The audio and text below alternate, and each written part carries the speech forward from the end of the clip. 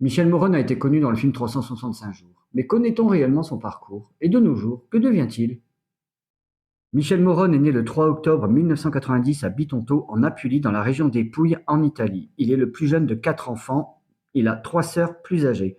Ses parents, Angela, couturière de métier, et Natal, son père, ouvrier du bâtiment.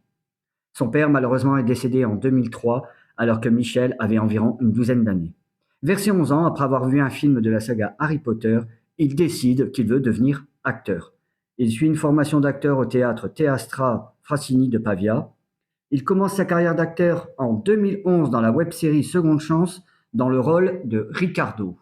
Il enchaîne avec des petits rôles dans des courts-métrages, des clips musicaux, notamment avec le groupe italien Maite, et des séries télé italiennes comme Sirène en 2016 et Il Processo en 2018. Le vrai tournant intervient avec le film 365 jours, sorti en 2020, dans le rôle de Don Massimo Torricelli. Gros succès international, et 2 suites du film suivront.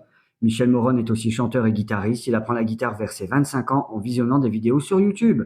Un album sort intitulé Dark Room en 2020, dont certains titres figurent dans la bande-son de 365 jours. En 2020, il lance une marque de beachwear féminin appelée Arum Roma, dont il est à l'initiative. Il s'est marié en 2014 avec la styliste libanaise Rouba Sadeh. Il a eu 2 fils en 2014 et 2017, puis vient un divorce. Il évoque à plusieurs reprises les difficultés personnelles de sa jeunesse. Il est à l'affiche de Another Simple Favor en 2025, également dans The Housemaid aux côtés de Amanda Seyfried. Un autre projet notable, Maserati The Brothers, un biopic où il incarne Alfieri Maserati. Tournage 2024-2025.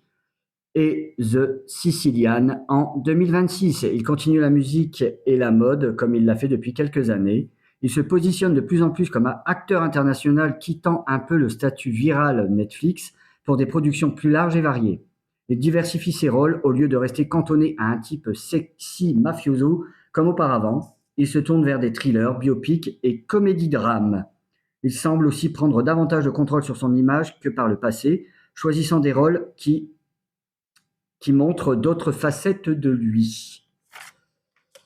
En juillet 2025, il a été vu lors d'une séance photo avec Irina Shayk pour Dolce & Gabbana. Sur ses réseaux sociaux, il a laissé entendre 2025 Let's see what happens en début d'année, signe possible qu'il se prépare à plus d'activités.